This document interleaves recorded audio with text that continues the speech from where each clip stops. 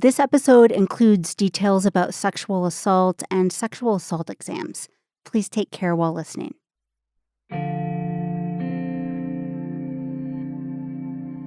One of the first things nurse Joni Owens wants a victim of sexual assault who's at her office to know is every step of the exam is their choice. Law enforcement can't tell them they have to have it. Medical providers can't tell them they have to have it. It is their decision to make. Owens is a sexual assault nurse examiner, one of the first people some victims interact with after their assault. And in her years of doing this work, she's learned it's crucial to make them feel safe. The first step of giving them the opportunity to heal and move past what happened to them is to give them all of the control back. Owens is the medical coordinator for the Mountain West Sane Alliance and works out of a yellow brick house in downtown Glenwood Springs. Her examination room has a single exam chair surrounded by 2 specialized cameras.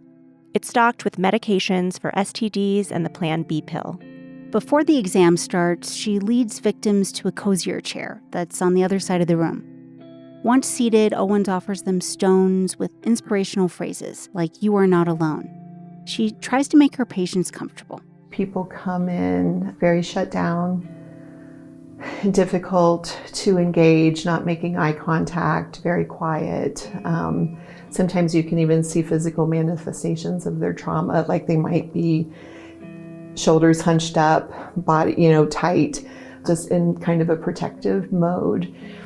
Oftentimes they're, pretty closed down and pretty traumatized. Even though our exam is very long and detailed and somewhat physically invasive, but definitely emotionally invasive. So the exam can take anywhere from 2 to 4 hours.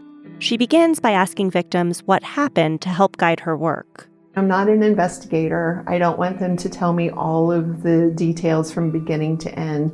I really ask them to focus what happened to your body, and that helps me know how to make medical decisions with them. During the exam, Nurse Owens also takes photographs of injuries externally and internally, sometimes up to 150 photographs if a victim's injuries are extensive. And this can be traumatic for people because it can cause them to relive how they got those injuries. Though she's found that often the most invasive part is the genital exam and the actual collecting of DNA evidence. It's a long, intense process. But by the end of the exam, their shoulders have dropped. You can see that they are relaxing throughout the exam. But before patients leave her office, they usually have a lot of questions for her. Their biggest concern is the evidence kit that we collected and what's going to happen with it and when are they going to find out about it, who's going to contact them. So I have to let them know that I do turn it over to law enforcement, and it's law enforcement's responsibility to send it to the Colorado Bureau of Investigation, their crime lab, for analysis. That's when she has to break some difficult news, because the reality is nothing like an episode of Law and Order, says Owens, where cases get resolved quickly. In the real world, in Colorado, the wait time to receive results is almost 1.5 years, and sometimes even longer. And then, everything changes again, because I think they're starting to realize nothing's going to happen for 1.5 years. You can just see the shift. As of late February, 1,407 people in Colorado are waiting for DNA results from their sexual assault cases, and that includes evidence collected from these medical exams. Without those results, criminal investigations often stall, and victims are left in limbo. Colorado lawmakers are now taking up the issue, trying to fully understand what went wrong and how to fix it.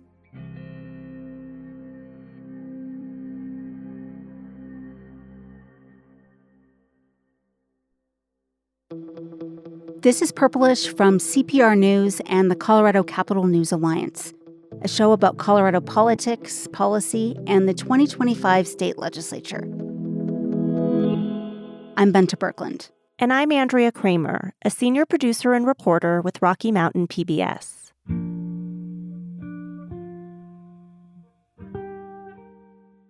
As you just heard, it currently takes roughly 1.5 years for DNA evidence in sexual assault cases to be processed in Colorado. That includes both what's gathered by nurses like Owens and evidence law enforcement may collect, from things like clothes and bedding. The backlog delays criminal investigations, and it leaves victims in a difficult place. And that's because they aren't just waiting for the justice process to move forward. For many victims, there's the fear that the perpetrator will harm them again, or harm others. Most lawmakers, like Republican Representative Matt Soper, who's a longtime member of the House Judiciary Committee, say they only learned about this backlog and the delay in the last few months. I mean, this is huge. I mean, they should have really been coming to us as lawmakers several years ago and pointing out this problem. The backlog didn't happen overnight, but it's gotten worse. A lot worse. The head of the Colorado Bureau of Investigation said earlier this year that the agency, also known as CBI, already had a backlog, but it doubled in the last year. And that's due to several reasons that we'll get into in this episode. Under Colorado's current guidelines, the state is supposed to analyze the sexual assault DNA within 6 months. But that goal is a long way off right now.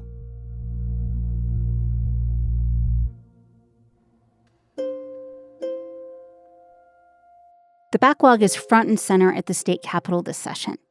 First of all, the sheer scale of it, but also because a state lawmaker is one of those 1,400-plus people waiting for DNA results from their sexual assault cases. J003 has been moved and displayed. Representative Wilford. Thank you, Mr. Chair. Members,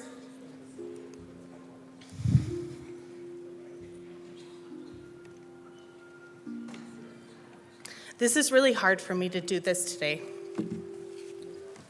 And frankly, I'm really angry that I have to do it. Democratic State Representative Jenny Wilford shared her own story on the House floor in January. She said about a year ago, she ordered a Lyft to get to her home in North Glen after going out with friends.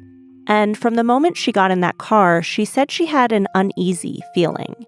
The driver allegedly asked increasingly sexual questions, and at the end of the ride, he blocked her from getting out.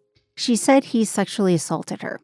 Wilford told her colleagues the attack has left her with debilitating PTSD.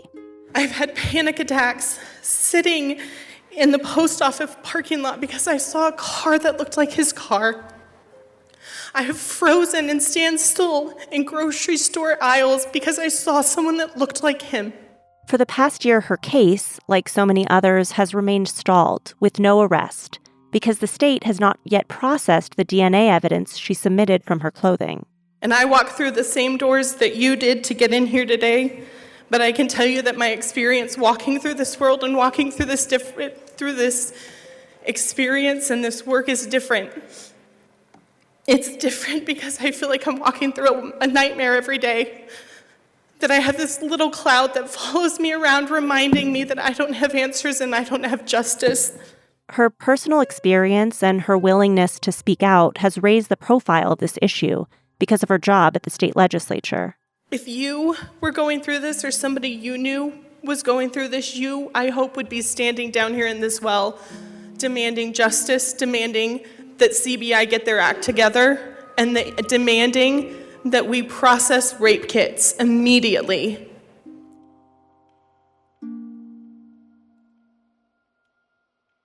Wilford's colleagues at the Capitol across the political spectrum say they're incensed by the backlog and the impacts these long wait times have on victims. And they're moving forward on ways to try and get it under control.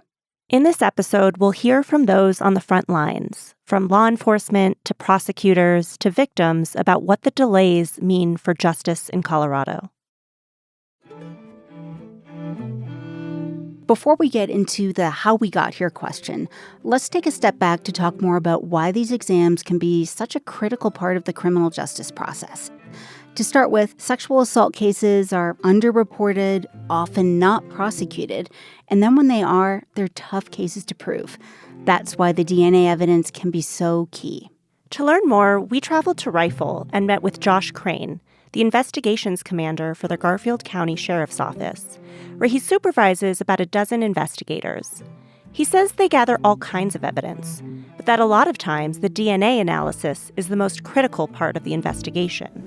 It can confirm a lot of what they have told us has happened. It can corroborate other physical evidence we've collected. If we have a suspect who says, no, it wasn't me at all, and we are lucky enough to obtain biological evidence from those SANE kits, we can go back and get further evidence from a suspect and make that forensic comparison and say, no, it was you. Or, you're right, it wasn't you. Sometimes DNA is the only evidence there is in a case, especially when victims have been drugged or rendered unconscious during the alleged attack and may not know exactly what happened. And when there's a delay in getting results, investigators often have to tell victims their hands are tied. As we said, the average wait time for DNA results from sexual assault cases is 1.5 years, but that's just an average. I talked to a state lawmaker who told me the longest wait time right now for one of these sexual assault kits and exams is 4 years. It gets frustrating for my detectives and my investigators to just repeatedly say, we're still waiting, I'm sorry, we're still waiting. And then if we are able to present it to the district attorney's office, and then by the time we go through a whole court proceeding, it could be 2 or 3 or 4 years later. And sometimes victims are like, they don't want to relive that. And we have to keep that in perspective, and we have to help them understand that while they've moved on, we're still working in the best interest of justice for them. You can definitely understand why, years later, some victims just don't want to participate any longer. And we also heard about how it can impact potential court proceedings and prosecutions. We talked to Boulder County District Attorney Michael Doherty about that, and he said oftentimes his office does have to wait for DNA evidence before they can decide whether to go ahead with a case, because prosecutors have an ethical duty to prove charges beyond a reasonable doubt. And if years go by while waiting for the DNA results, that can give defense attorneys the ammunition to undercut the case. Because the jury will question why there was a delay between the report and charges being filed, and the defense will often point to that delay as a reflection of some lack of credibility with the victim, when in fact it's just a breakdown in the justice system. It has nothing to do with the victim. It's not her fault at all. This kind of makes me think of something Elizabeth Newman told us. She's with the Colorado Coalition Against Sexual Assault. She said the harm victims suffer doesn't just happen at the moment of the crime. The harm happens every time you tell someone and they don't believe you, when you go to the police to report and they don't investigate, when you are waiting 517 days for your kit to be analyzed, when you are seeing the DA not choosing to prosecute, when you finally get a court case and you don't get a conviction, or you get a conviction and the outcome is, you feel like it's not an appropriate level of accountability. We do not see sexual violence taken seriously in this country.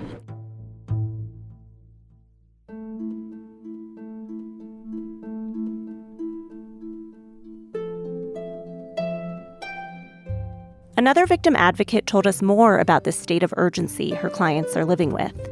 She said every day the biggest worry her clients have is running into their attacker and potentially falling victim to another assault. It's clear that this DNA evidence is critical in many sexual assault cases.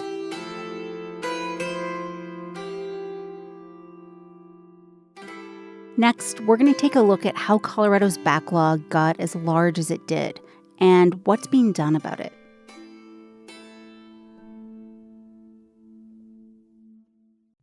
You love podcasts to keep up with the news. Now there's an easy way to find out what's happening in Colorado every day. The Colorado Today podcast is new from the same trusted source that brings you Purplish. You'll get the top stories, on-the-ground reporting, and moments of curiosity. Follow Colorado Today for the statewide news you need each weekday on Apple, Spotify, or wherever you get your podcasts. This is Purplish from CPR News and the Colorado Capital News Alliance.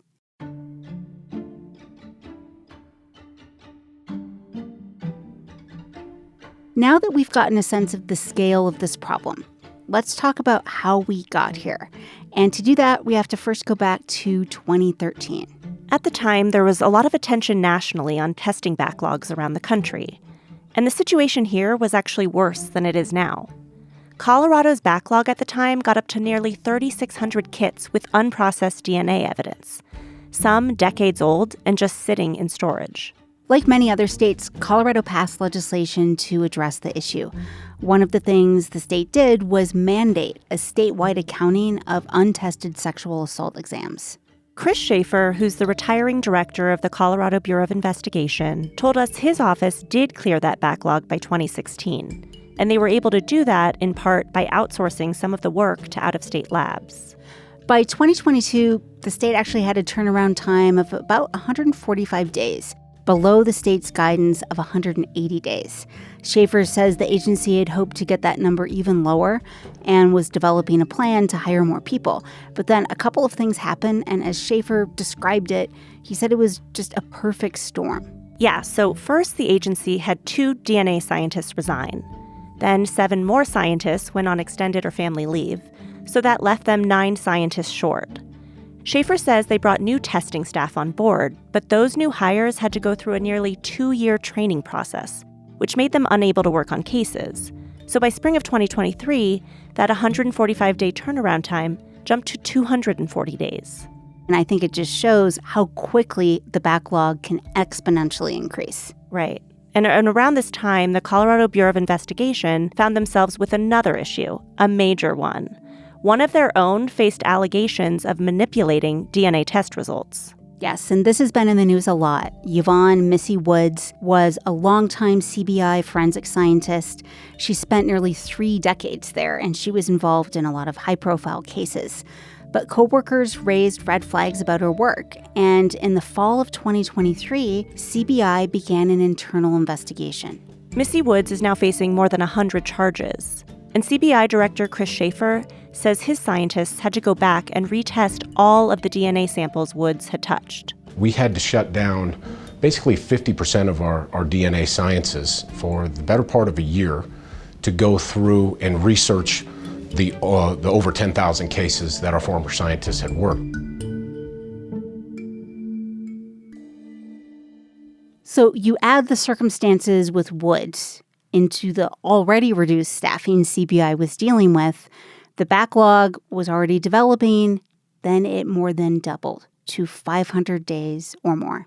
But the thing is, people outside CBI did not really know what was going on until it came out in a legislative oversight hearing in January. Yes, in the months leading up to that hearing, a couple of victims who'd been waiting on their results were getting in touch with lawmakers. We also had a lawmaker in this situation, and they had a lot of questions and wanted answers. Colorado lawmakers in both parties say tackling this backlog is a top priority this session. But as we've mentioned, it initially only came to light in a very public way at the start of the session this January. During an oversight hearing for the Department of Public Safety, which CBI is under, CBI officials testified that the already long wait time had doubled in the last year. The hearing shocked lawmakers in both parties. The people who've known about this are impacted survivors at the individual level who will check in, where is my case? And they get told, wait. That's Democratic Senator Mike Weissman. He's from Aurora, and he's the vice chair of the Senate's Judiciary Committee. A lot of us continue to dig on it. So exactly what the solution looks like, I can't say. We're at about the 25% mark through session now, but I can tell you there's a lot of interest in attacking this problem and fixing it before May. We said most people didn't know about this. He was one of the few people who knew what was going on before this public hearing. He said he found out about the backlog through some victims later in the fall. And he's one of the lawmakers working on fixing things this session. The big thing he and his colleagues are trying to do is get CBI more resources and make sure they're more transparent with the backlog. Lawmakers decided to let CBI keep an extra $3 million unspent dollars in its budget that otherwise would have been turned back to the state. That is a pretty big deal given Colorado's current budget shortfall. Typically, any money agencies don't spend does go back into the overall state budget. But lawmakers agreed not to touch this CBI funding. The money will allow CBI to outsource about 1,000 kits to third-party labs to process. And as part of this, lawmakers are insisting on more transparency from CBI. That includes having the agency share monthly progress reports and launching a public dashboard showing the status of cases, which is now up on their website.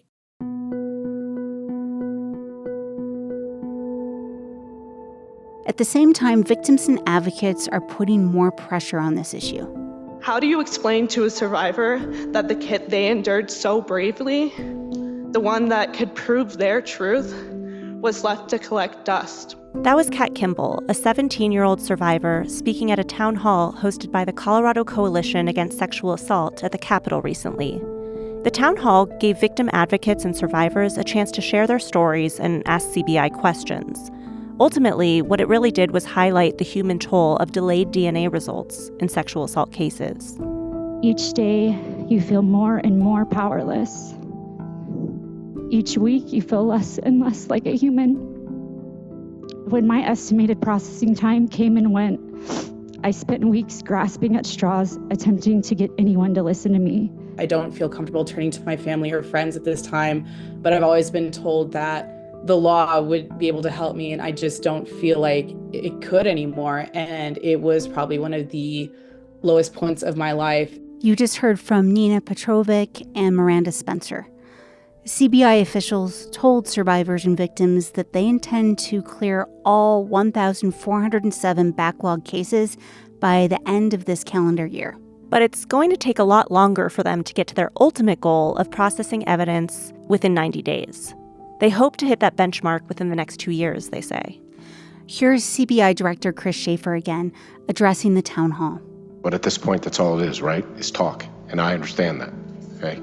It is a place to start.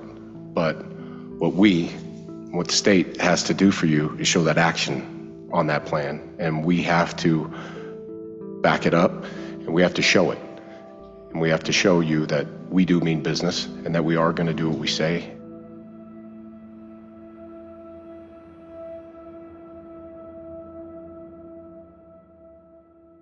There's a clear plan in place right now, but one big thing we'll be looking out for is if the plan works and how sustainable it is, and whether Colorado is able to keep up with this pace so that we're not having the same conversation again in a few years. I really hope in 2 years we're not again reporting on this same issue. That's it for this episode. Purplish is a production of member-supported Colorado Public Radio and the Colorado Capital News Alliance. The CCNA is a collaboration between KUNC News, Colorado Public Radio, Rocky Mountain PBS, and the Colorado Sun, with support from news outlets throughout the state. Funding for the Alliance is provided in part by the Corporation for Public Broadcasting. I'm Andrea Kramer. And I'm Benta Birkland. Our producer is Stephanie Wolf. This episode was edited by Megan Verlee and sound designed and engineered by Shane Rumsey. Purplish will be back in your feeds next week. Subscribe now so you don't miss an episode.